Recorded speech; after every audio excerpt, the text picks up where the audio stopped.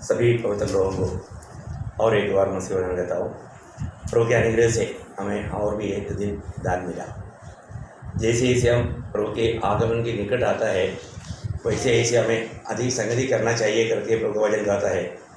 लेकिन अभी संगति हम इकट्ठा होना आज का सिचुएशन में नहीं हो सकता, तो भी प्रभु ने इस प्रकार प्रभु का वचन सुनने का मौका बना कर दिया।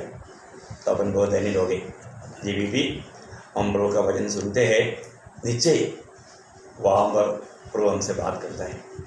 रोज प्रभु हमसे बात कर रहा है। मैं आशा करता हूँ सभी पवित्र लोग आत्मीय जीवन में किसी प्रकार अभी कमज़ोर नहीं होंगे।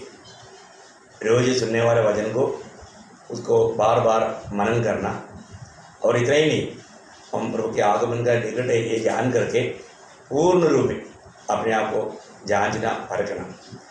मेरे जीवन में मैं कई बार आप लोगों को दिया हुआ एक गवाही है, सीटी स्टड बोल करके जो प्रभु का दास है, वो जीवन भर प्रभु का वचन पढ़ा, ध्यान किया, सिखाया, लेकिन फिर भी वो जितना भी टाइम मिलते थे वो बाइबल को पढ़ते रहते थे, बाइबल पर इतना गौर से ध्यान देते थे। एक बार एक मित्र आकर के उनको पूछा, क्या स्टड अभी तक आपका बाइबल स्टडी पूरा नहीं हुआ क्या?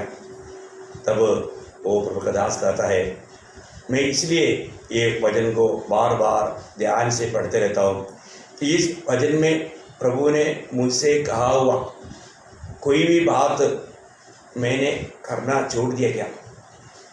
मेरे जीवन में प्रभु का वचन के अनुसार प्रभु ने मुझसे जो कहा हुआ एक भी बात रह गया क्या? मैं वो बात को ध्यान से पढ़ रहा हूँ। कितना श्रेष्ठ बात है।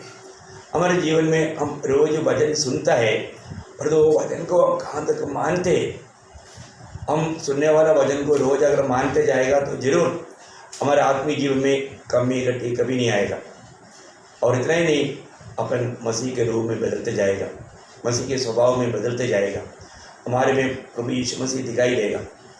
प्रियो, इस लॉकडाउन पीरियड में मैं आशा करता हूँ पवित्र लोग प्रभु का वचन को प्राप्त करने में, प्रभु को अधिक प्राप्त करने में, प्रभु में और भी उन्नति प्राप्त करने में लगे हुए हैं, क्योंकि हमारे लिए प्रभु ने तैयार करके दिया हुआ समय है।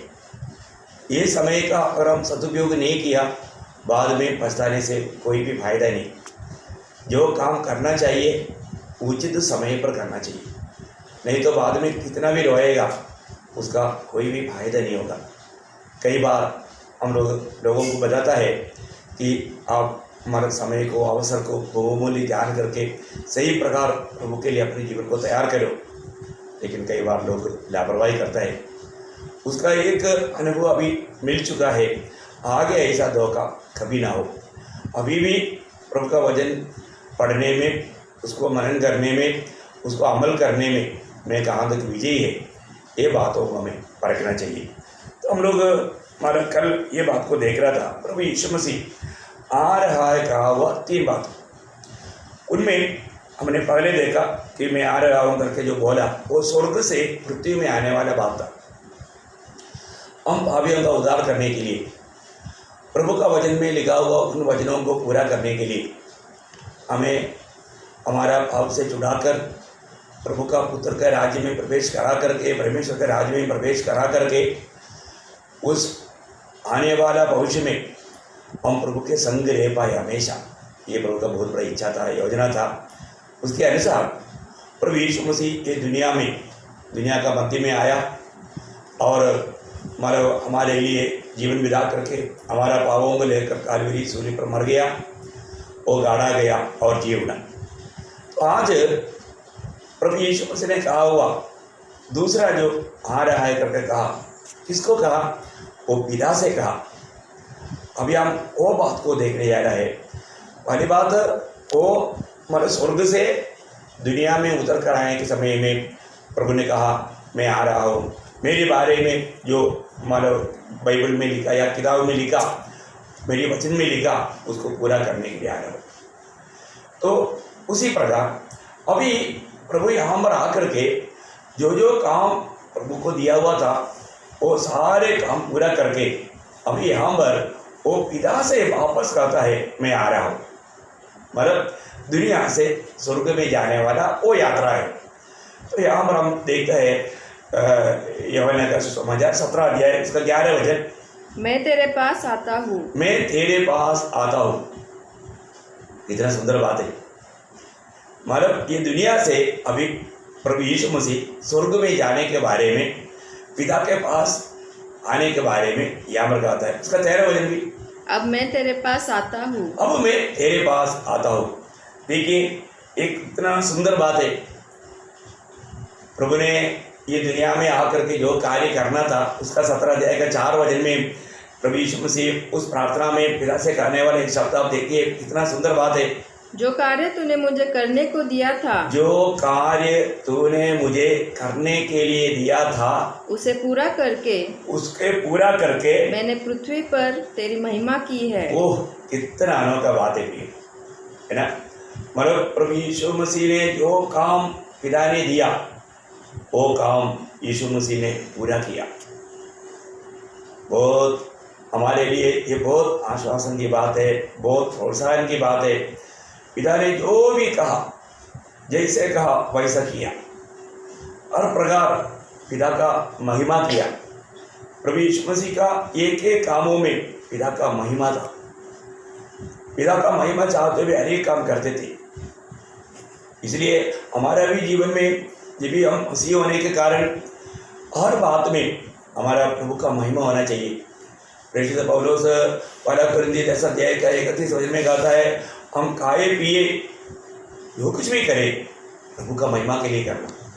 मतलब हमारा हर एक काम, हमारा खाना पीना बोलना चलना, हमारा मतलब जो भी इवन पुस्तक पढ़ना प्रभु का महिमा के लिए, उस पर भी कोई बुरा बोलने का मौका ना दे। हर बात में मतलब प्रभु का महिमा। अब यहाँ पर प्रभु यीशु मसीह पिता से कहता है, जो काम तूने मुझको दिया मैंने वो काम पूरा किया। अनेक भक्तों का भी जीवन में हमें ये बात को परखना है, प्रभु ने मुझको दिया वो काम मैंने पूरा किया है क्या। हम प्रभु में करने वाला कोई भी काम अधूरा ना रहे। प्रभु ने जैसे कहा वैसे हम आज करता है क्या। आज सुसमाचार का कामों को भी हम देखता है तो लोग प्रभु ने जैसे कहा वो काम नहीं करते। सुसमाचार संदेश देता है, सुसमाचार क्या है ये तक भी मालूम नहीं। आज मानव एक एक मीटिंग को एक अलग अलग नाम देता है, फायर कॉन्फ्रेंस, चंगाई का सभा है, और क्या क्या नाम है।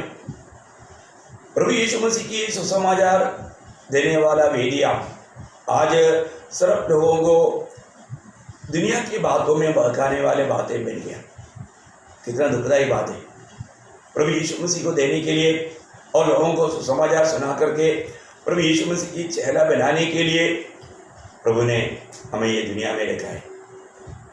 मैंने ऐसा सुना है कि मतलब चाइना में, कोरिया में सब, जब एक व्यक्ति अगर प्रभु को ग्रहण किया, बपतिस्मा लेने का समय आ गया, तो वो प्रभु का दास उनको बोलता है, तुम्हारा गवाही के द्वारा जब तक 2 जन जब मंडली में नहीं आएगा तब तक तुझे बपतिस्मा नहीं।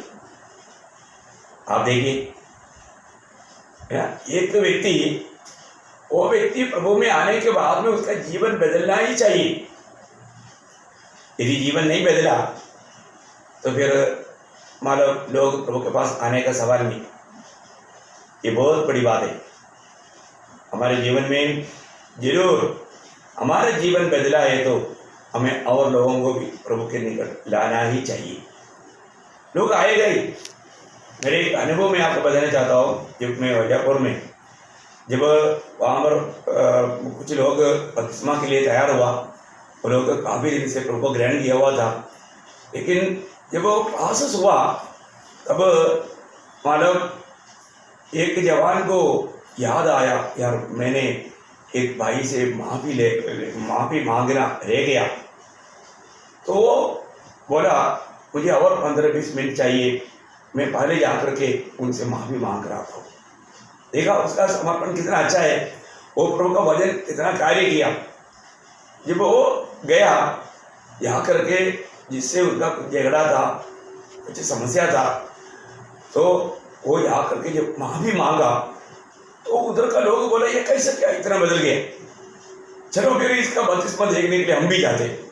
वो उनका वो गांव का सारे लोग वो बपतिस्मा देखने के लिए आ गया। आप सोचिए, एक बहुत बड़ा एक चमत्कार ही हुआ है। तो उन लोगों का भी जीवन में प्रभु ने कार्य किया। तो बोलने का अर्थ हमारे जीवन में जब तक एक व्यक्ति सचमुच में उद्धार पाया है तो उसके जीवन बदला है, उसके जीवन बदला है तो निश्चय और लोगों में भी इसका असर होता ही। इसलिए आज हमारे जीवन में हमें परखना है। मैं उद्धार पाने के बाद में अभी हमारे इधर जो भी हुआ है मतलब एकदम मुफ्त में हुआ ना, एक सच्चा चेहरा बन करके अगर उस प्रकार का चाइना का या कोरिया का जैसा नियम रहता तो आज मंडलियाँ कितना शायद बढ़ जाती थी, है ना। हमें भी मतलब लोगों को ये बात कहना चाहिए कि आप प्रभु में आ गए तो आपका जीवन बदल गया, तो आपका जीवन से कम 2 व्यक्ति मंडली में आकर गवाही देना चाहिए कि देखो ये बदल गया। मैं तो जरूर कोई भी बच्चा उधार पाया है तो मैं उनका माँ बाप को पूछता हूँ कि आप इनका गवाही देना, मेरा बच्चा बिल्कुल बदल गया है। ये बहुत बड़ी बात है हमारे जीवन में, ये कोई चुपचाप करने वाला बात नहीं। प्रभु यीशु मसीह में आ गया तो उनका जीवन बदला हुआ एक गवाही चाहिए। आज बहुत लोग मानो ऐसा एक गवाही देने के लिए तक तैयार नहीं होता। प्रभु में आने के बाद एक बड़ा जिम्मेवारी है, हमें दूसरे को हमारा चेहरा बनाना है। यीशु मसीह ने अपने चेहरों को दूसरों को चेहरा बनाने के लिए भेजा करके, हम मत्ती 28 का 19 में पढ़ता है, तुम जा करके सबको चेहरा बनाओ। चेहरा बनाना सबसे बड़ी बात है। आज चेहरा बनने के लिए लोग तैयार नहीं। मैं आग्रह करता हूँ कि आप जरूर एक चेहरा बनकर जीना प्रिय, क्योंकि चेहरों को ही मसीह नाम मिला अंत्योकिया में जब हम प्रेरितों के 11:26 में पढ़ता है, आपको मालूम है। मैं आपको आशा करता हूँ आज भी हमें प्रभु ने दिया हुआ काम मैंने पूरा किया है क्या? प्रभु ने मुझको क्या काम दिया है? आज बहुत लोगों को प्रभु ने मुझे क्या काम दिया ये भी नहीं मालूम। हम सब लोग जानते हैं, पहला पत्रोस 2 अध्याय का 9 वचन, प्रभु ने हमें अंधकार से अद्भुत ज्योति में लाया। किस लिए? हमारे प्रभु का गुण प्रकट करने के लिए। भैया हम तो जरूर बोलेंगे मैं तो मान लो याचक है, पर तो याचक का काम नहीं करता। याचकन का काम नहीं करता।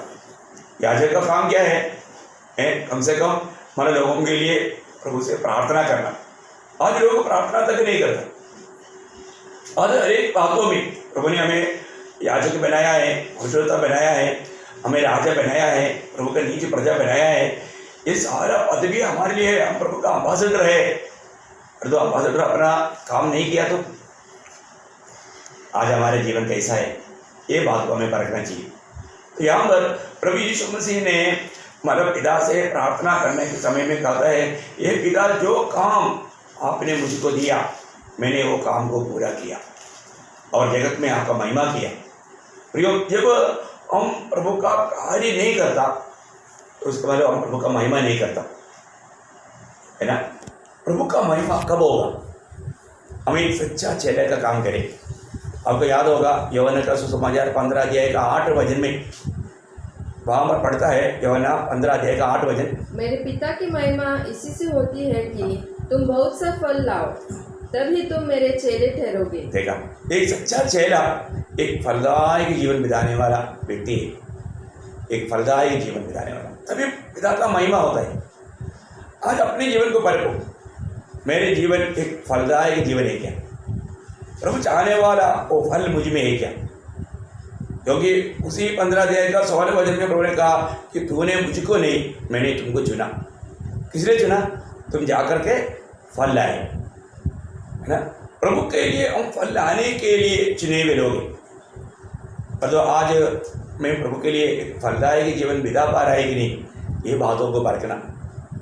प्रियो, एक फल रहित जीवन बहुत खतरनाक जीवन है। मैं प्रभु में आ गया बोल करके सोते ना रहे। हम अपनी जिम्मेवारियों को जानना, हमें जिम्मेवारी है। यदि हम वो जिम्मेवारियों को नहीं निभाएगा तो कितना दुखदायक अनुभव रहेगा। ऐसा किसी के जीवन में ना हो। अभी प्रभु यीशु मसीह को पिता ने भेजा हुआ उन कामों के बारे में प्रभु यीशु मसीह अच्छी तरह समझता था। और पीछे दिन में हमने देखा प्रभु यीशु मसीह ये दुनिया में आने का उद्देश्य क्या था। 9 बातें हमने कल देखा था, आपको याद है, आपने वो बार बार पढ़कर ध्यान किया होगा। प्रियो, प्रभु ने काल्वरी सूली में सिर्फ 7 शब्द कहा था, बाइबल में उल्लेखित थी। उसमें 6वां शब्द क्या था? सब कुछ पूरा हुआ। बोले का मतलब सूली में पड़े हुए भी प्रभु का जिम्मेवारियां था, वहाँ पर प्रभु ने वो कामों को भी पूरा किया। या पवित्र शास्त्र में लिखा हुआ एक भी बात अधूरा ना रहने के लिए उन बातों के बारे में प्रभु यीशु मसीह कितना समझते थे, ये बात को हम देखता है। इसलिए आखिर में बोलता है तटस्थाय, पूरा हुआ, सब कुछ पूरा हुआ। प्रभु ने सब कुछ पूरा किया। कितना धन्य जीवन। ये सारे काम करके प्रभु यीशु मसीह मर गया और गाड़ा गया और चेलों को प्रकट होते रहा।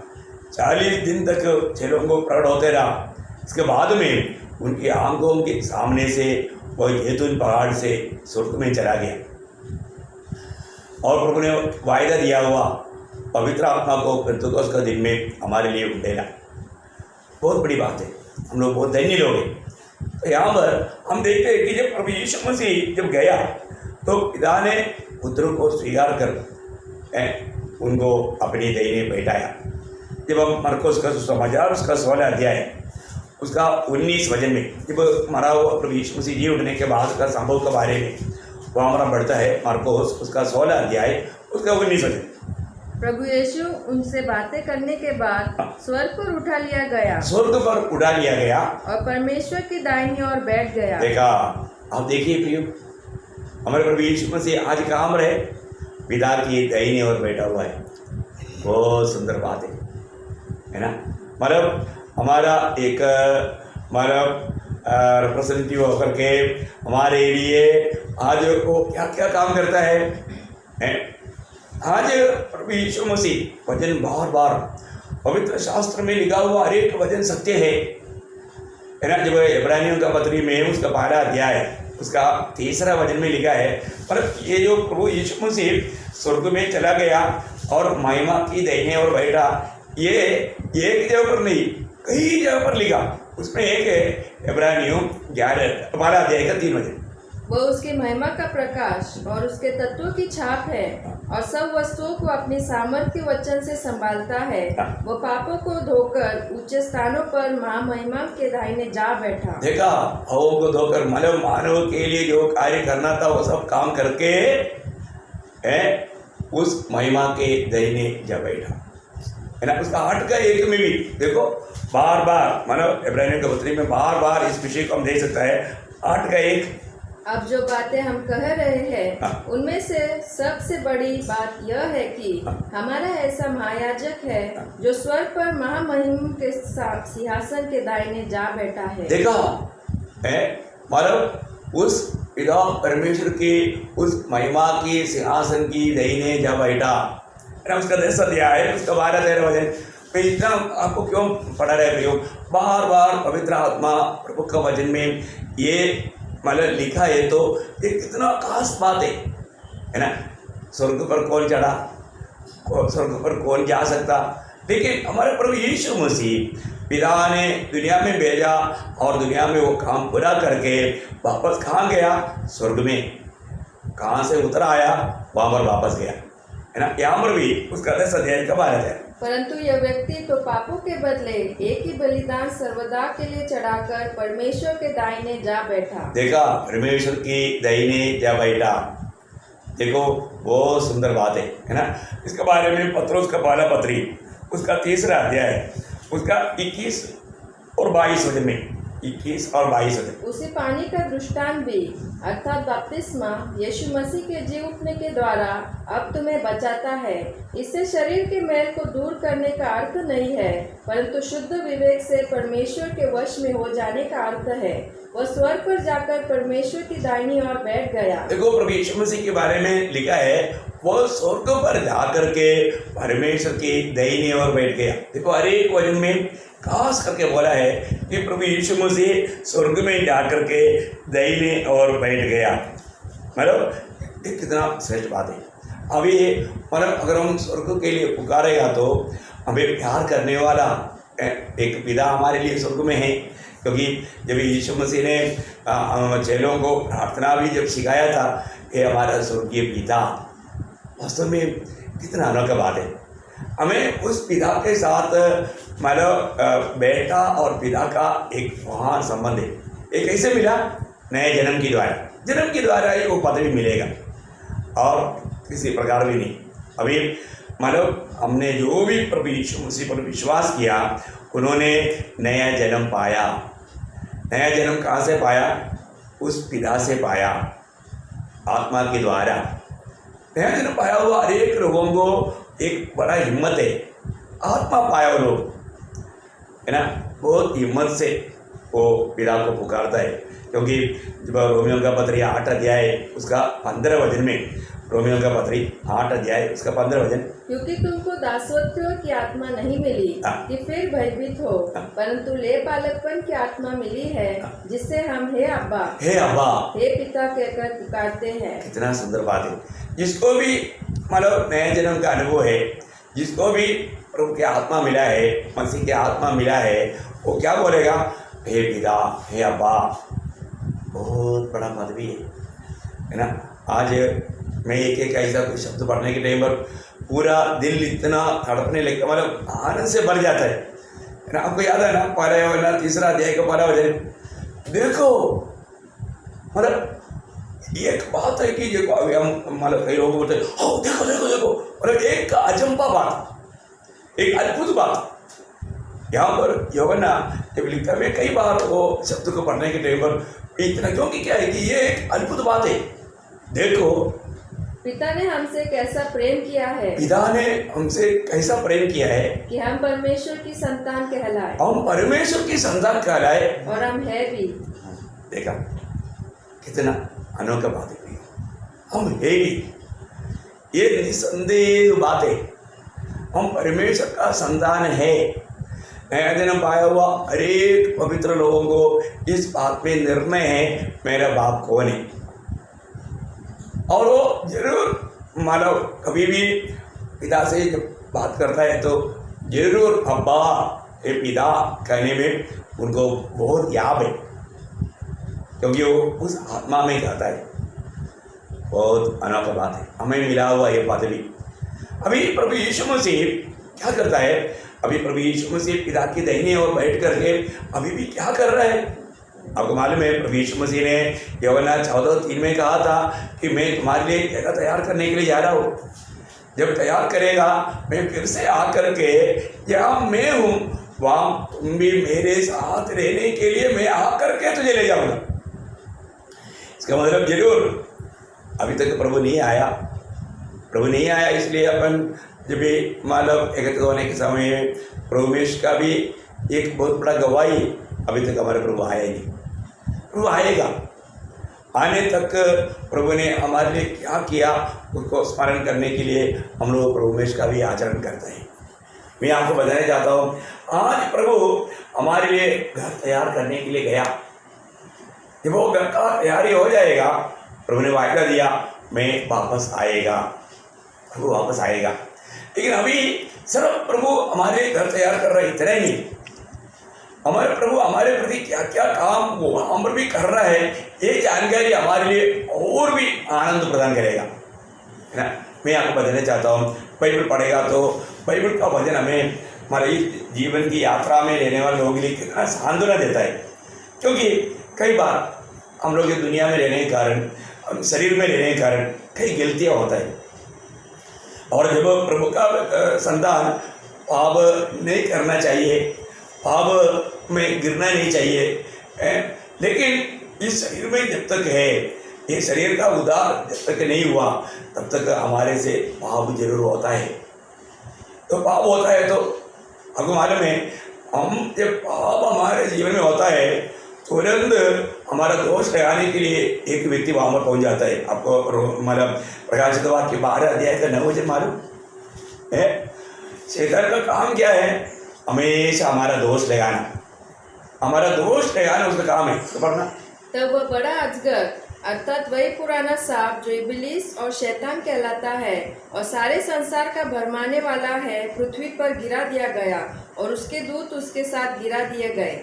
उसका 10 वचन पढ़ना, 10 वचन के आगे। फिर मैंने स्वर से यह बड़ा शब्द आते हुए सुना, अब हमारे परमेश्वर का उद्धार और सामर्थ और राज्य और उसके मसीह का अधिकार प्रकट हुआ है, क्योंकि हमारे भाइयों पर दोष लगाने वाला जो रात दिन हमारे परमेश्वर के सामने उन पर दोष लगाया करता था, गिरा दिया गया है। देखो, हमारे भाइयों पर दोष लगाने वाला बहुत बड़ी बात है? हमारे भाइयों पर दोष लगाने वाला, उसका काम क्या है? कभी भी प्रभु का जन कभी भी कुछ भी गलती करता है तो तुरंत वो जा करके बोलता है कि क्योंकि वो तेरा बेटा कहलाता है ना, तुझे अब्बा पिता कहता है ना, वो तेरा बेटा है क्या? क्योंकि जो पाप करता है शैतान का बेटा है करके प्रभु ने खुद कहा। यूहन्ना 8:44 में प्रभु यीशु मसीह ने खुद बोला है कि जो पाप करता है वो शैतान का बेटा है ना? पढ़ना, तुम अपने पिता शैतान से हो और अपने पिता की लालसाओं को पूरा करना चाहते हो। वह तो आरंभ से हत्यारा है और सत्य पर स्थिर न रहा, क्योंकि सत्य उसमें है ही नहीं। वह तो झूठ बोलता तो अपने स्वभाव ही से बोलता है, क्योंकि वह झूठा है वरन झूठ का पिता है। देखा, मतलब जो भी काम गलत काम पाप करता है वो शैतान का बेटा है। बहुत बड़ी बात। वही बात पहला यूहन्ना उसका 3 अध्याय का 8 वचन, जो कोई पाप करता है वह शैतान की ओर से है। देखा, शैतान की ओर से है। इसका मतलब प्रभु का जन पाप करता है तो कहाँ से है? प्रभु का लोग अगर झूठ बोलेगा तो वो झूठ पवित्र झूठ है क्या? वो झूठ है। उसका उद्भव कहाँ से? शैतान से।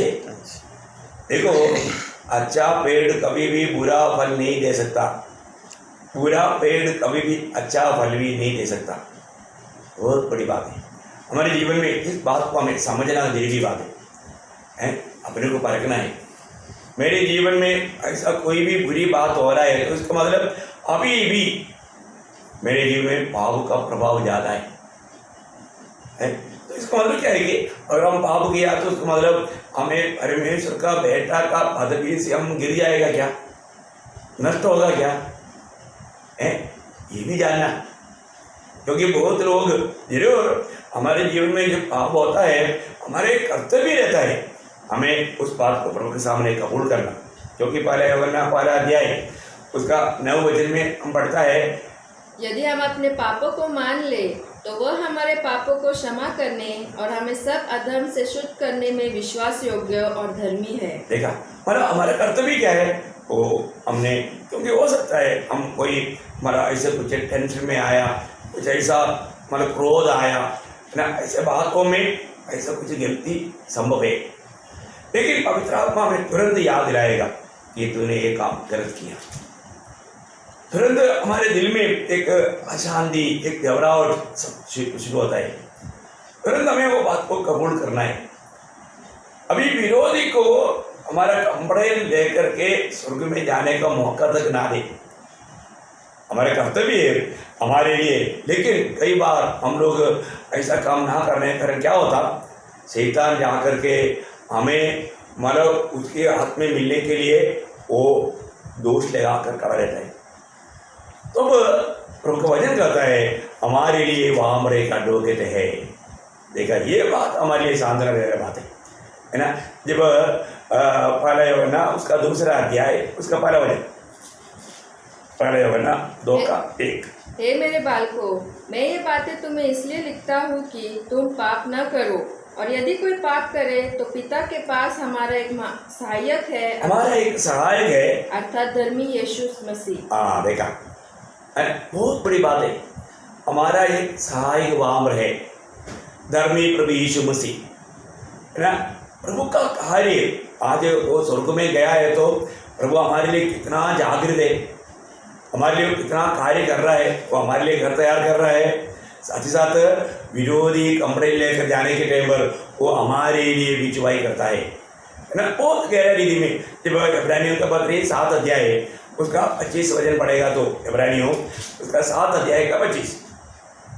इसलिए जो उसके द्वारा परमेश्वर के पास आते हैं वो उनका पूरा पूरा उद्धार कर सकता है, क्योंकि वह उनके लिए विनती करने को सर्वदा जीवित है। देखा, उनके लिए विनती करने के लिए, उनके लिए मध्यस्थी करने के लिए वो सर्वदा जीवित है।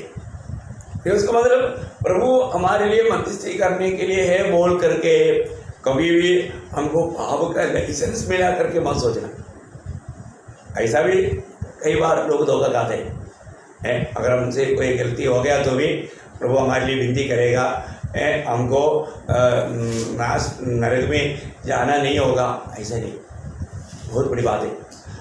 आज प्रभु हमारे लिए विनती कर रहा है, पर तो कल वो न्यायासन में आकर के हमें न्याय करने वाला समय आएगा ना। मैंने एक बार एक अच्छा ऐसा एक हमारा दृष्टांत सुना था कि एक बहुत बड़ा अमीर व्यक्ति था, वो बहुत लापरवाही के जेल में जाता था और उनका मतलब कितना भी केस कोर्ट में जब जाते थे, उनके एक मतलब एडवोकेट था, एक वकील, वो बहुत सामर्थ्यवान था। कितना भी केस कैसा भी केस जाएगा तो भी ये वकील लड़ करके इनको छुड़ाता था। लेकिन ये वकील बार बार उनको चेतावनी देता था कि साहब ऐसा मत करो, क्योंकि आप बहुत लापरवाही के जेल में जाते हो, आप बहुत गलतियाँ करते हैं, है ना। ऐसा ये बार बार बोलते थे, लेकिन ये व्यक्ति फिर भी नहीं सुधरा। वो ऐसे ही गलतियों को करते रहा। एक बार ऐसे ही बड़ा गुनाह के ऊपर उसके ऊपर केस आया, लेकिन वो केस के लिए जब वो वहाँ पर जब गया, वहाँ पर क्या हुआ, उसने सोचा मेरा वकील बहुत मेरा होशियार है, अभी वो मेरा वकील मेरे लिए लड़ेगा। और तो जब वहाँ पर गया तो उनका वकील प्रमोट होकर के वो जज के स्थान में आ गया।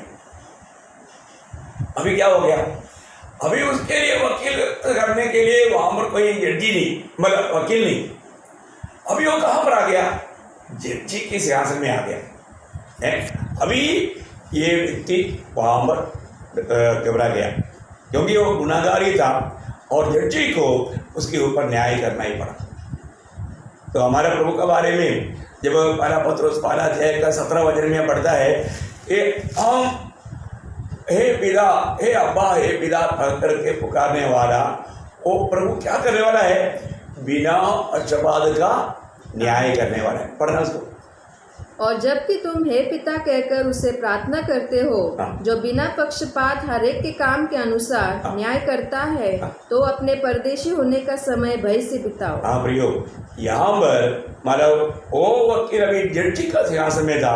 अभी उसने उसको बोला, साहिब अभी मैं आपके लिए कुछ मतलब भाई बंदी नहीं कर सकता, क्योंकि मेरा सिंहासन ये धर्म का सिंहासन है, यहाँ पर धर्म के साथ ही कार्य होगा। तो इसलिए उसको मतलब सजा मिला, वो जेल में गया। देखो अभी उस समय तक उसको जेल में जाना नहीं पड़ा, क्योंकि उनके लिए जो मददगार था वो बहुत सामर्थ्यवान था। और तो अभी जज बन गया। प्रियो, आज हमारे लिए प्रभु यीशु मसीह विनती कर रहे हैं, पर वो कल न्यायासन में आएगा। अभी वो विनती करने के लिए वहां पर नहीं मिलेगा। इसलिए जो भी प्रभु का लोग अगर थोड़ा भी लापरवाही का जीवन बिताता है, तो मैं आपसे नम्र विनती करता हूँ, आप ये लापरवाही का जीवन छोड़ दो। अभी तक आप क्यों, मैं और आप जीवित रहने का एक मेन कारण हमारे प्रभु यीशु मसीह की विनती है, प्रार्थना है। उसकी विनती के कारण आज तक हम बना रहा है। प्रियो, में सुधरना है। हमारे जीवन का अनेक कमियों को कबूल करके छोड़ करके एक विजयी जीवन बिताने के लिए हमारे में उत्साह चाहिए। यीशु मसीह अभी भी हमारे लिए विनती कर रहा है। प्रभु का विनती नहीं होता तो अलग इतनी प्रकार हम धोखे में पड़ करके, पाव में गिर करके नष्ट होता था। प्रभु अभी भी वो काम कर रहा है। जब रोमियों का पत्री में भी हम पढ़ते हैं, रोमियों का पत्री 8 अध्याय का 34 वचन। रोमियो 8 अध्याय का 34। फिर कौन है जो दंड की आज्ञा देगा? मसीह है जो मर गया वरन मुर्दों में से जी भी उठा, और परमेश्वर के दाहिनी ओर है और हमारे लिए निवेदन भी करता है। देखा, परमेश्वर की दाहिनी ओर बैठ करके हमारे लिए निवेदन है ना। अभी प्रेषित पौलुस भी ये बात का गवाही थे, हमारे लिए निवेदन, वो भी उसमें इन्वॉल्व है, हमारे लिए निवेदन करता है। प्रियो प्रभु यीशु मसीह हमारे लिए अभी भी विनती करता है। अभी भी हमारे जीवन में कई प्रकार का कम्युनिटी होते हैं, दोषी दोष लगाने के लिए जाते हैं, लेकिन प्रभु यीशु मसीह की प्रार्थना विनती हमारे लिए कितना लाभदायक है। हमें भी एक दूसरे के प्रति प्रार्थना करना चाहिए, प्रार्थना जीवन को हमें परखना चाहिए। मेरा आज प्रार्थना जीवन कैसा है? आज बहुत पवित्र लोगों का प्रार्थना जीवन बहुत कमजोर हो गया, इसलिए बार बार वो गलतियों में बढ़ता है। आपको मालूम है मत्ती 26 का 41 में प्रभु ने कहा, तुम परीक्षा में ना पढ़ने के लिए जग कर प्रार्थना करो। हमें प्रार्थना करना, वो भी जग कर प्रार्थना करना, बहुत बोझ के साथ प्रार्थना करना, ये बहुत जरूरी बात है। मैं आपको हर एक पवित्र लोगों को प्रोत्साहन देना चाहता हूँ, अपने प्रार्थना जीवन को थोड़ा परखो। पिछले दिनों से बढ़ करके इस मतलब कोरोना पीरियड में आपको मालूम है दुनिया भर में कितने लोग कितने प्रकार रो रहे हैं, उनका प्रियजन मतलब सांस भी नहीं ले सकता इस लड़ाई में, बहुत भयंकर दुख में। कितने लोगों का प्रियजन सब मर गया, एक आधा घर में रह गया, कई कई घर पूरा खाली हो गया। प्रियो, हमारे जीवन में हमें अभी प्रार्थना बहुत ज़्यादा करने का जरूरत है। हमें देश के लिए है ना, अधिकारी वर्गों के लिए और इसके बीच में कार्य करने वाला, आपको मालूम है कितने डॉक्टर लोग भी निराश होकर के आत्महत्या कर रहे हैं, वो लोग भी ये सह नहीं पा रहे। देखो क्या क्या बात हो रहा है, फिर भी हम लोग यहाँ पर निश्चिंत है, क्योंकि इसमें हमारा कोई भाग नहीं। ऐसा नहीं प्रिय, आज हमारा बहुत बड़ा एक भाग है, हमारा प्रार्थना निवेदन के द्वारा ही इन बातों पर विजय होगा। इसलिए पवित्र लोग बहुत जागृत होना चाहिए। इस समय की अवस्था में हम लोग अधिक से अधिक प्रार्थना में लेकर के विनती करना चाहिए। तो मैं आग्रह करता हूँ, जरूर मैं आशा भी करता हूँ कि आप लोग ऐसा कर रहा होंगे हैं। इतना अधिक अगर हम उपवास के साथ प्रार्थना में लेगा रहेगा वो बहुत लाभदायक रहेगा। ये सब अनंत काल में प्रभु हमें सम्मान करने के कारण रहेगा। यहाँ पर एक बात आपको जानना, इस जीवन की यात्रा में प्रभु हमें बहुत प्रकार मदद करता है। पहली बात, प्रभु हमारे लिए घर तैयार कर रहा है। दूसरी बात, प्रभु हमारे लिए विनती कर रहा है। तीसरी एक बात भी मैं आपको बताना चाहता हूँ, इब्रानियों का पत्री में है 4 अध्याय उसका 15 वचन में, इब्रानियों 4 अध्याय का 15 वचन। क्योंकि हमारा ऐसा महायाजक नहीं जो हमारी निर्बलताओं में हमारे साथ दुखी न हो सके, वरन वह सब बातों में हमारे समान परखा तो गया तो भी निष्पाप निकला। और आगे, इसलिए आओ हम अनुग्रह के सिंहासन के निकट यह बांधकर चले कि हम पर दया हो और वह अनुग्रह पाए जो आवश्यकता के समय हमारी सहायता करे। तो यहाँ पर हमारे बेलहीनताओं में भी प्रभु क्या करता है? अपना सहायता का हाथ बढ़ाता है। बहुत बड़ी बात है। हमारी बेलहीनताओं में भी प्रभु हमारा मदद करके हमें पार करने के लिए कृपा देता है। बहुत बड़ी बात। हम बार बार प्रभु का कृपासन के निकट जाना चाहिए, अनुग्रह प्राप्त करना चाहिए। लेकिन प्रभु हमारा बलहीनता जानकर समय समय पर हमारा मदद करता है। इसका मतलब आज प्रभु यीशु मसीह मतलब दुनिया से स्वर्ग में गया, स्वर्ग में पिता परमेश्वर की दाहिनी ओर जा बैठा, उधर आराम से बैठा है, ऐसा नहीं, वो अभी भी बहुत हमारे लिए काम कर रहा है। ये सब हमारे प्रति है, हमारे लिए काम कर रहा है, हमारे लिए घर तैयार कर रहा है, हमारे लिए विनती कर रहा है, हमारी बलहीनता में वो हमारी मदद कर रहा है। आप देखिए प्रभु हमारे लिए कितना महान कार्य कर रहा है। क्या हम इस बात के बारे में समझता है? आज प्रभु ने हमें दिया हुआ कामों में हम विश्वासियों की है कि नहीं, ये बात को परखना। इसका मतलब ये था। दूसरा, मैं आ रहा हूँ बोला, पहले वो आ रहा करके बोला, वो पवित्र शास्त्रों को पूरा करने के लिए स्वर्ग से उतर करके दुनिया में आया और जो भी पिता ने दिया हुआ काम पूरा करके यीशु मसीह दोबारा बोला मैं आ रहा हूँ करके पिता को बोला, पिता को बोल करके वो पिता के पास गए। अभी वो तीसरी बार आ रहा है करके कहा, वो बात हम देखने जा रहे हैं, है ना। ये अब हमें बहुत विस्तार से देखना है। मैं वो बात को आपको समझाना चाहता हूँ। बहुत गंभीर बातें हैं। जब हम बाइबल की आखिरी किताब प्रकाशित वाक्य 22 अध्याय में, आपको मालूम है उसको मसीह का पत्र भी कहा जाता है। यीशु मसीह के पत्र में आखिरी चैप्टर में ही 3 बार प्रभु ने बोला मैं जल्द आ रहा हूँ। देखिए, हम प्रभु के आगमन की बहुत ही निकटता में पहुंच गया। अभी हमें प्रभु के लिए ज़्यादा इंतजार करना नहीं पड़ेगा। आप देखिए, आखिरी किताब की आखिरी चैप्टर में प्रभु इन बातों को बोल करके उसको मानो खत्म करता है। आप उसकी 22 अध्याय का 7 वचन पढ़िए। देख मैं शीघ्र आने वाला हूँ। देख मैं शीघ्र आने वाला हूँ। देखो, प्रभु बोलता है देख मैं शीघ्र आने वाला हूँ। उसका 12 वचन, देख मैं शीघ्र आने वाला हूँ। देखो आपका वो वचन पूरा पढ़ लो। और हर एक के काम के अनुसार बदला देने के लिए प्रतिफल मेरे पास है। देखो, इसका मतलब क्या है कि प्रभु शीघ्र आ रहा है और प्रभु ने बताया हुआ हर एक पवित्र लोग जो काम किया उसके अनुसार वो प्रतिफल लेकर के आ रहा है। बहुत सुंदर बात है। हम किस प्रकार का काम करता है हमें परखने के लिए एक शक्ति चेतावनी है। आखिर में और भी एक बार उसका 20 वचन, हाँ मैं शीघ्र आने वाला हूँ। आमीन। हे प्रभु यीशु आ। देखा, मतलब प्रभु बोलता है मैं शीघ्र आने वाला हूँ। देखो, प्रभु के आगमन में अभी देर नहीं रहेगा। अभी हमने पिछले दिन में भी देखा था कि अभी समय कम किया गया है और प्रभु जल्दी आ रहा है। मैं पूरा विश्वास करता हूँ हमारा इस पीढ़ी में एक पीढ़ी उड़ा ले जाने वाला पीढ़ी है और वो भी हमें ज़्यादा दिन इंतज़ार करना नहीं पड़ेगा। शायद ये प्रचार आपको सुनने का भी मौका मिलेगा, मालूम नहीं, पर अभी भी ललकार हो जाएगी। एक सच्चा तैयारी में रहना चाहिए। आप तक ये संदेश मिलना चाहिए करके मेरी आशा है।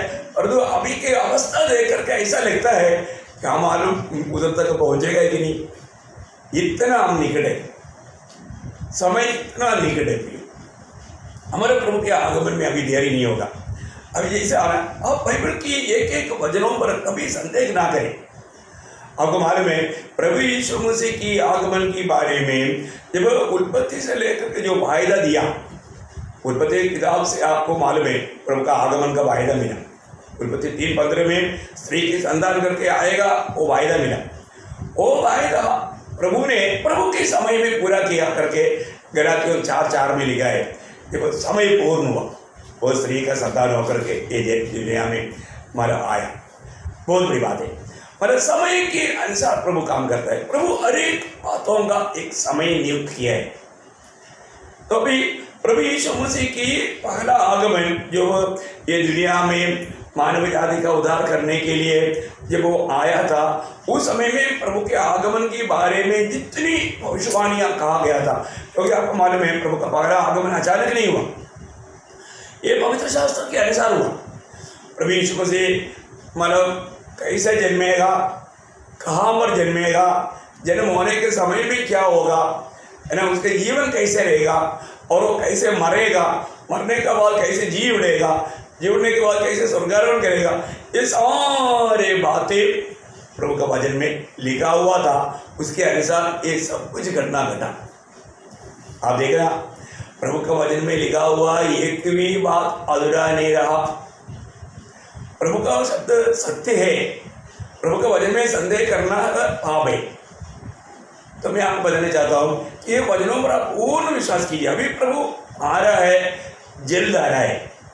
प्रभु की पहले आगमन के बारे में कितनी भविष्यवाणियाँ था, उससे 8 गुना प्रभु का दोबारा आगमन के बारे में बाइबल में लिखा है। आप देखिए, है ना, इसमें परम दूध लोगों ने भी गवाही दिया प्रभु वापस आएगा, भविष्यवक्ता लोगों ने भी गवाही दिया प्रभु वापस आएगा, है ना, प्रेरित लोगों ने भी गवाही दिया प्रभु वापस आएगा, मंडली आदि गवाही देता है प्रभु वापस आएगा, है ना, मतलब पिता परमेश्वर गवाही देता है प्रभु वापस, मतलब यीशु मसीह वापस आएगा। और यीशु मसीह ने स्वयं गवाही दिया कि मैं वापस आएगा। हाँ देखिए, प्रभु यीशु मसीह वापस आएगा, इसमें कोई संदेह नहीं।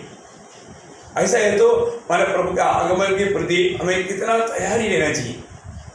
यहाँ पर मैं एक बात आपको बताना चाहता हूँ। हमारे इब्रानियों 10 अध्याय का 37 में लिखा है, आने वाला आएगा, देर नहीं करेगा। क्या बोलता है? आने वाला आएगा, देर नहीं करेगा। लेकिन यहाँ पर एक खास बात है, बहुत लोगों को इस बात का बारे में मतलब बहुत समझ नहीं। प्रभु का अभी जो दोबारा आगमन है, ये दोबारा आगमन का दो भाग है।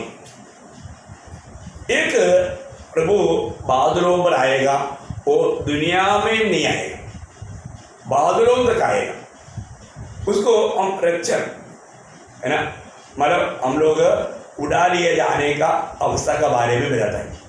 रैप्चर करके एक शब्द बाइबल में नहीं, लेकिन मतलब प्रभु यीशु मसीह मध्य आकाश में आएगा। वो दुनिया में आएगा नहीं, मध्य आकाश तक आएगा।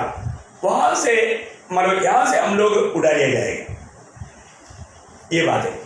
दूसरा, जब यही आगमन को दूसरा भाग मतलब प्रभु प्रकट में आएगा और प्रभु पवित्र लोगों के साथ आएगा। ये दोनों आगमन में मतलब बहुत फर्क है। वो फर्क का मतलब बात भी मैं आपको आगे अच्छी तरह विस्तार से बताएंगे। लेकिन एक बात मैं आपको बताना चाहता हूँ, यहाँ पर आगमन में दो भाग है। इसमें जो पहला आगमन जो मंडली के लिए जो आता है, वो उसको बोलता है गुप्त आगमन। गुप्त आगमन, गुप्त आगमन मतलब किसी को भी मालूम नहीं है वो समय, और उसके लिए कोई प्रकट कोई चिन्ह नहीं। गुप्त आगमन मंडली के लिए जो आगमन है वो कभी भी होगा।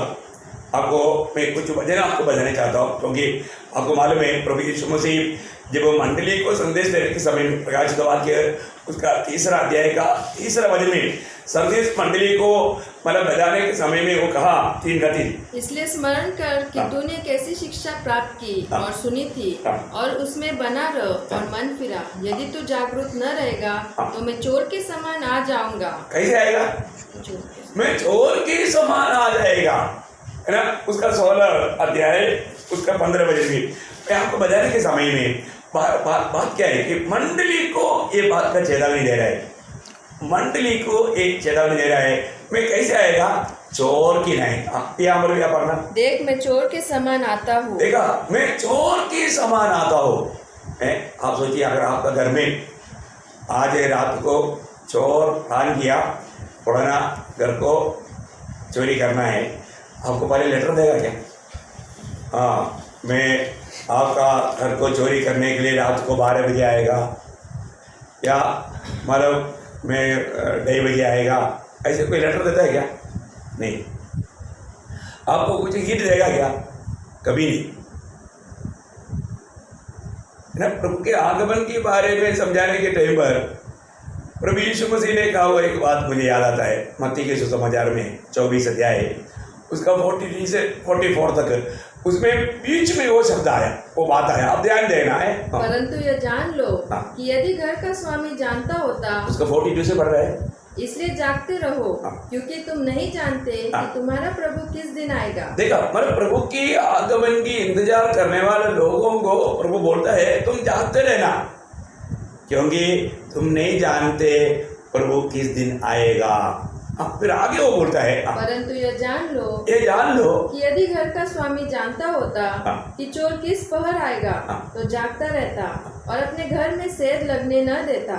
इसलिए तुम भी तैयार रहो। इसलिए मतलब वो चोर की नायंदी आने वाला है। ये स्वयं प्रभु यीशु मसीह मंडली को भी बताया, चेलों को भी बताया, चेलों को भी समझाया। इसलिए तुम क्या करना? इसलिए तुम भी तैयार रहो, तैयार रहना, जागृत रहना, तैयार रहना, इंतजार में रहना, है ना। बहुत प्रभु के आगमन के लिए पवित्र लोगों को मतलब इंतजार में रहने का, तैयार रहने का बहुत बातें प्रभु ने बताया। ये बात पवित्र लोगों को अच्छी तरह समझना चाहिए। क्यों इस पर गौर है? क्योंकि प्रभु का आगमन कोई भी नहीं समझ सकता। वो ऐसा आएगा कि कोई भावना भी नहीं कर सकता था। ऐसा समय में आकर के प्रभु मतलब आपको मालूम है, चोर हमारे प्रभु चोर नहीं है। चोर किस लिए आता? किस लिए? आपका घर का डस्टबिन लेने के लिए हैं? आपका कोई चादर लेने के लिए? नहीं, वो आता है तो सबसे मूल्यवान किसको लेने के लिए आता है? ये दुनिया में सबसे मूल्यवान प्रभु का पवित्र लोग है। प्रभु यीशु मसीह की पवित्र लोगों से खरीदे हुए लोग हैं। प्रभु के लिए वो लोग मूल्यवान लोग हैं। प्रभु अपनी मंडली को लेने के लिए आ रहे हैं। इसलिए प्रभु के आगमन अभी प्रभु यीशु मसीह ने खुद कहा, इवन प्रेरित पौलुस ने भी अपनी गवाही में दिया है। पहला थिस्सलुनीकियों 5 अध्याय उसका 2 वचन में पौलुस क्या गवाही देता है, सुनिए। क्योंकि तुम आप ठीक जानते हो कि हाँ। जैसा रात को चोर आता है, हाँ। वैसा ही प्रभु का दिन आने वाला है। हाँ, मतलब देखो, रात को चोर आता है, ऐसे नहीं, रात को चोर आता है। हाँ, आपने रात को दिन, हाँ, ओके, प्रेज़ लॉर्ड। आप बहुत ध्यान देना, मतलब कब चोर आता है? दिन पर आता है क्या चोर? आजकल तो दिन पर भी चोरी होता है जब लोग नहीं रहता। तो बहुत बड़ी बात क्या है कि हमें ये बात जानना, वापस से पढ़ना उसको। क्योंकि तुम आप ठीक जानते हो आप ठीक जानते हो जैसा रात को चोर आता है, रात को चोर आता है, वैसे ही प्रभु का दिन आने वाला है। प्रभु का दिन आने वाला। बोलने का मतलब क्या है कि प्रभु का दिन का भी कई अर्थ है, परंतु यहाँ पर मैं आपको ये बताना चाहता हूँ, मंडली के लिए प्रभु का आगमन का वो समय के बारे में आप देख सकते हैं। मतलब प्रभु का दिन, यहोवा का दिन, ऐसा दिन का बहुत महत्व बाइबल में है। वो विषय अभी हमारा नहीं है, इसलिए हम उधर नहीं जाएंगे। हम उस विषय से कहीं फिसल न जाए। एक बात को जानना, प्रभु मंडली के लिए जो आता है, ये गुप्त आगमन किसी को भी मालूम नहीं। इसके बारे में पत्रोस ने भी कहा है। अब एक बात हमारे पढ़ेंगे, दूसरा पत्रोस 3 अध्याय का 10 वचन, दूसरा पत्रोस 3 अध्याय का 10 वचन। परंतु प्रभु का दिन चोर के समान आ जाएगा। हाँ, प्रभु का दिन चोर के समान आ जाएगा। देखो, प्रभु यीशु मसीह ने भी खुद बोला और मंडली के लिए शक्ति चेतावनी के रूप में बताया, और प्रेरित पौलुस ने भी ये बात को प्रकट किया, और पत्रोस भी ये बात कहता है कि प्रभु का जो आगमन, खास करके जो मंडली के लिए जो आगमन है, ये यहाँ पर जो बोला वो बात, मतलब प्रभु का दुनिया में आने के बारे में नहीं, ये दोबारा आगमन का 2 भाग में, जो पहले गुप्त में जो आएगा वो प्रभु का लोगों के लिए आएगा। आज बहुत लोग प्रभु का वचन का अच्छा प्रकाश ना मिलने के कारण हो सकता है, इसमें भी बहुत तर्क वितर्क है। नहीं, प्रभु का ऐसा 2 आगमन नहीं, एक ही आगमन है। ऐसा हमको किसी के साथ कोई बहस नहीं, तर्क नहीं। जो भी हमारा बुद्धिमान है बात को समझेगा। मुझे मिला वो प्रकाश के अनुसार मैं आपको ये बात को बताना चाहता हूँ कि मतलब प्रभु का मंडली के लिए प्रभु का एक गुप्त आगमन है। आपको इस विषय में ये भी क्लास दिया था, मैं आपको बताया प्रभु के आगमन के बारे में कम से कम 3 प्रकार का कहना है। आप लोगों को मालूम है, एक बार याद दिलाने के लिए बताना चाहता हूँ। पहले बात, प्रभु के आगमन के बारे में कहता है कि प्री ट्रिबुलेशन, मतलब महाक्लेश से पहले प्रभु आएगा। दूसरा बात है पोस्ट ट्रिबुलेशन, मतलब महाक्लेश के बाद में, महाक्लेश होने के बाद में प्रभु आएगा करके एक शिक्षण है। और तीसरा मतलब मिड ट्रिबुलेशन बोलेगा तो महाक्लेश के मध्य में प्रभु आएगा। इस प्रकार का 3 प्रकार का बहुत शक्ति रीति में है। प्रभु का आगमन के बारे में इस प्रकार का 3 प्रकार का शिक्षक बहुत शक्ति रीति में चलता है। मैं आपको एक बात बताना चाहता हूँ, इसमें वास्तव में अभी एक एक व्यक्ति को मिला हुआ प्रकाश के अनुसार ही वो मंडली को ये बात को समझा सकता है। मैं विश्वास करता हूँ, मैं मतलब प्रभु यीशु मसीह महाक्लेश होने से पहले आएगा करके मैं विश्वास करता हूँ, क्योंकि बाइबल हमको बहुत मतलब चरित्र को, बाइबल की बातों को देखेगा, पढ़ेगा तो हमें ये बात मालूम पड़ेगा कि प्रभु के आगमन मतलब जरूर महाक्लेश से पहले आएगा। महाक्लेश एक ऐसा एक संभव है, उस महाक्लेश में प्रभु कभी भी मंडली को जाने नहीं देगा। महाक्लेश के बारे में, महाक्लेश किसके लिए, इसका बारे में ना जानने के कारण या कुछ शब्दों को गलत समझने के कारण लोगों ने इस विषय में ऐसा बात करता है। लेकिन मैं आशा करता हूँ आज मैं उस विषय में जाएगा तो अभी बहुत लंबा हो जाएगा, इसलिए मैं आज वो विषय, परंतु मतलब क्या मंडली महाक्लेश में होकर गुजरेगा, क्या मंडली का मतलब प्रभु मंडली को उड़ा ले जाने वाला समय कब है, किस समय में प्रभु मंडली को लेकर जाएगा, इसके बारे में मैं आशा करता हूँ अगला क्लास में आपको, क्योंकि शुरू होने के बाद में बीच में कट जाना अच्छा नहीं, इसके लिए क्योंकि अभी शुरू हो गया तो वो काफ़ी देर तक वो विषय चलेगा। इसलिए मैं आग्रह करता हूँ प्रियो, हम लोग जरूर प्रभु का अभी जो हमने देखा छोड़ के नहीं आएगा, प्रभु का जो दोबारा आगमन का 2 भाग में, दूसरा भाग में प्रभु का आगमन सब लोग देखेगा। और यहाँ पर जो बोला है ये कोई नहीं देखेगा, किसी को मालूम भी नहीं पड़ेगा, ये एक गुप्त आगमन है। तो बाइबल मानव बहुत सुंदर रीति में इस विषय में कहता है, और मैं आग्रह करता हूँ मानव आप लोग उस प्रकार प्रभु का आगमन की बाट जोते हुए तैयारी में हैं, आशा करता हूँ। तो वो विषय को थोड़ा गंभीर है, इसलिए थोड़ा आपको अच्छी तरह समझाना चाहिए, इसलिए मैं आज यहाँ पर ये संदेश को ख़त्म करना चाहता हूँ। प्रियो, हमारा प्रभु का आगमन कभी भी होगा। आज ये जो भी मतलब कोरोना वायरस के कारण आया हुआ ये लॉकडाउन हमारे लिए, हमारी तैयारी के लिए प्रभु ने दिया हुआ समय है, इसलिए अवसर को बहुमूल्य जाने, अपने जीवन को परखो। आज प्रभु का आगमन रहेगा तो मैं प्रभु के साथ जाने की तैयारी में है क्या? जो भी व्यक्ति वास्तव में प्रभु के आगमन की बाट जोते हुए एक सच्चा तैयारी करना अनेक पवित्र लोगों का कर्तव्य है। मेरी तैयारी का अंत हुआ, मुझे बाद में पछताना पड़ेगा क्या? आजकल यूट्यूब में ऐसे ऐसे कई संदेश आता है प्रभु का आगमन का बारे में वाया, बहुत ऐसे संदेश होने वाला समय है, इसलिए आप ना घबरा जाए, लेकिन अपने आप को परखो। मेरे जीवन में आज मैं प्रभु के लिए, आज भी प्रभु के लिए मैं तैयार है क्या? प्रभु के आगमन की मुझे बहुत इच्छा है क्या? प्रभु के साथ मैं बातें कर पा रहा है कि नहीं?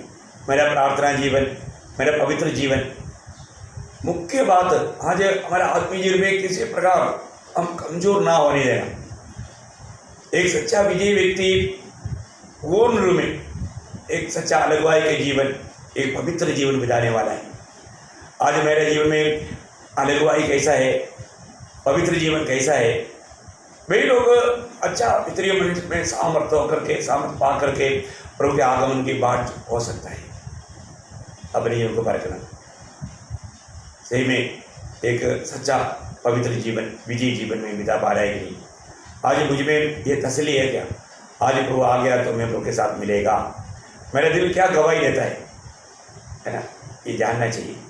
तो मैं आशा करता हूँ निश्चय प्रभु के आगमन की प्रति हम तैयार रहे, किसी प्रकार भी हमारा कोई पीछे ना रह जाए।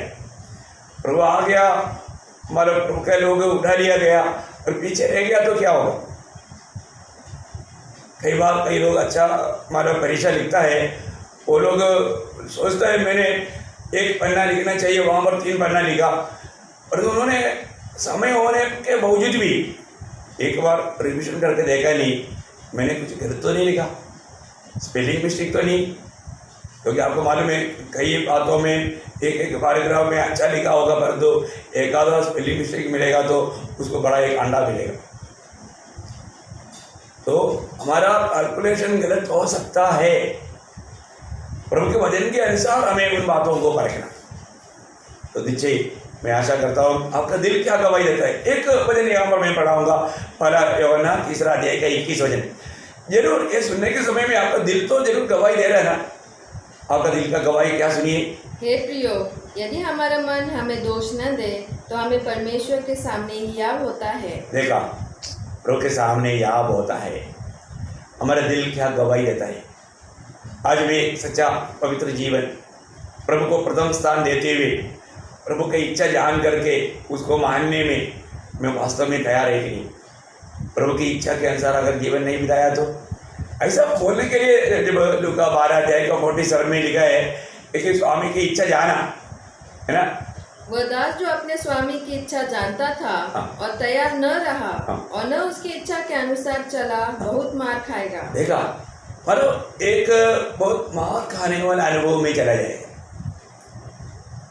बहुत बड़ी बात है। हमारे जीवन में हमें ऐसी अवस्था ना आने देना प्रिय। स्वामी की इच्छा रोज पहचान करके उस इच्छा के अंदर बना रहना।